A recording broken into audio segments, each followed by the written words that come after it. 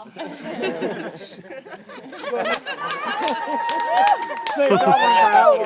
was a joke. That's our song. I want to give a shout out to Big House Jugs. Big House Jugs. Chip Tooth Wanda, where are you? Are you Chip Tooth Wanda? Yes. That's Chip Tooth Wanda. Tipsy Peggy and Fast Fingers Dora. All the ladies, we had a wonderful time in the bridal shower. I also want to make a point that Sarah now has so many mothers. Rose, Grandma Rose, Marianne and Diane, Wendy, and my mom, my lovely mother. Wow. Sarah's also raised in the village. So I want to shout out to the Stricklands, the Claytons, Kim McGinnis, Mark, everyone. Lauren, thank you. And John Brown, you're the man. I want to let you know that when you said party on after the ceremony, you kind of ruined it. I was going to talk about Wayne's World the whole time.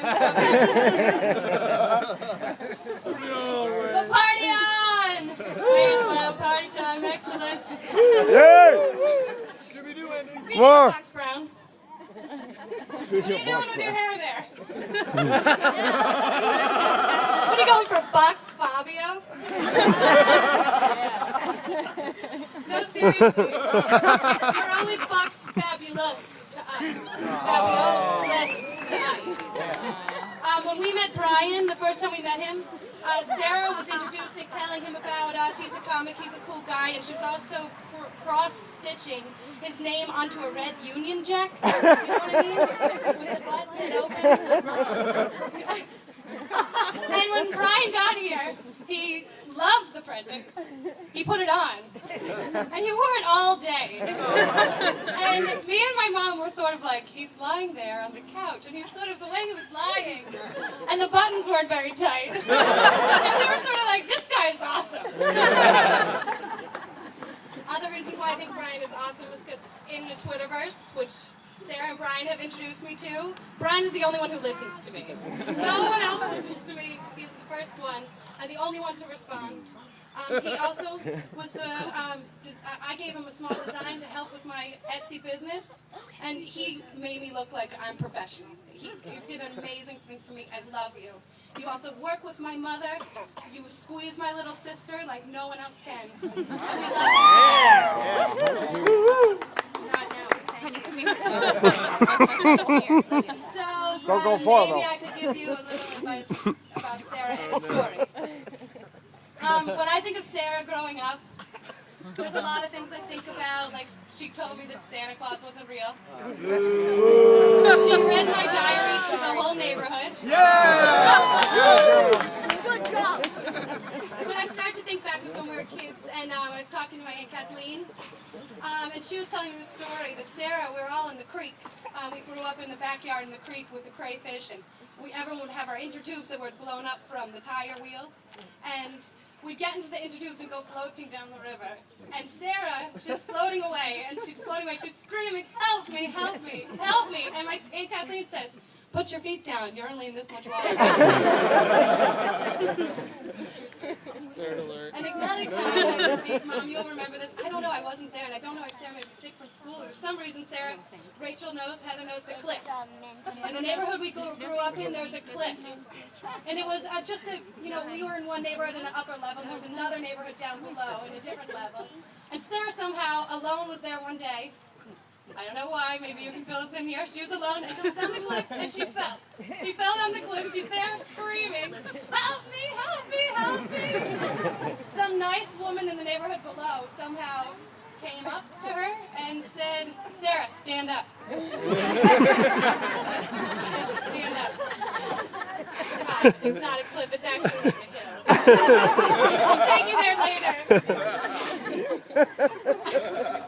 And then I was thinking of another story when Sarah was young, and there was a bee, and she just froze.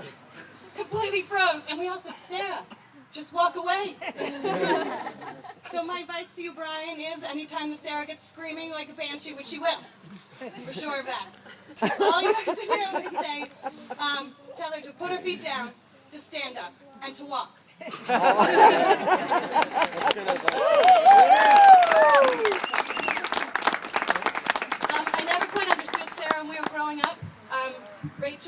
would say we wanted to marry Michael J. Fox. Right? Normal for our age, you know, early mid-80s. Sarah, she said she wanted to marry Pee Wee Herman. No joke, that's serious. You're in the backyard. This is true. That's Rachel. That's Rachel. So we're twins, and I know we don't look alike, but when we were growing up, people would they wouldn't confuse us, but people would say, which one of you is the artist? And that was Sarah. She could draw a unicorn when she was 4 years old. They would say, which one of you can sing? And it would be Sarah. She's an angel. She sings like an angel. Again, so we're sort of like two plants in one pot. We would wake up in the morning and have this rule that if we were wearing the same shirt, which we did have many different colors with the same shirt, whoever got to the bathroom first had to change. So we didn't really want to be alike, and we didn't really hang out all that much, to be honest. We weren't very close. So like I said, we're two plants that needed to be transplanted to grow. I can remember that right about the time that we were about to separate, I was teaching Sarah how to drive. Because we were 18 and she couldn't drive yet.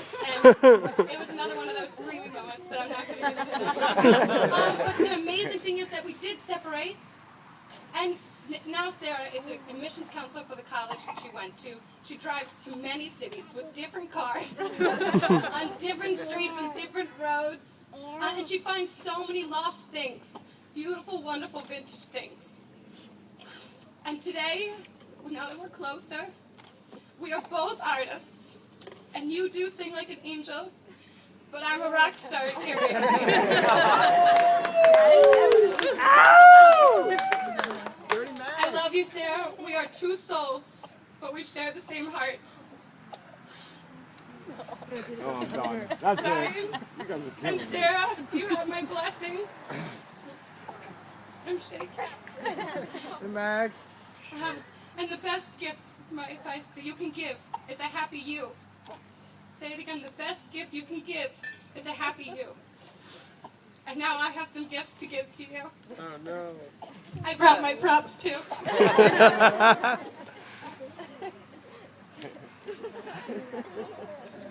Something old. This is a vase of Ned Foltz. My mom went to high school with his wife, and he makes beautiful redware pottery. This is old. It's from 1984. Ned Foltz. Something old. Now, if you guys know Sarah, she doesn't like things that are new. So let's double up on the old. Something old. This is a pot holder. A pot holder. You put your pot holders in there. Take the mic with you. It's a pot holder. It's from the 20s. It's old. So that's something old and something old. Something borrowed. It's a bottle of Absolute vodka. Boston, Absolute Boston vodka is where I'm from. Borrowed from me. Something blue. This is a book, Hard Luck Blues. It's roots music, photographs from the Great Depression. It was put together by a friend of mine who's an amazing documentary filmmaker, Rich Rensburg.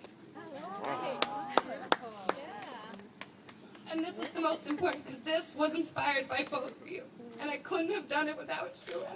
I'm so glad I didn't cry the whole time. It's going to make you laugh. Love you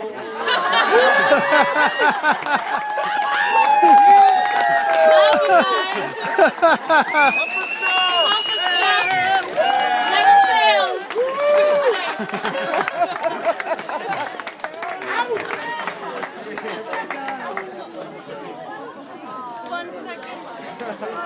In the words of John Brown, party on. We love you.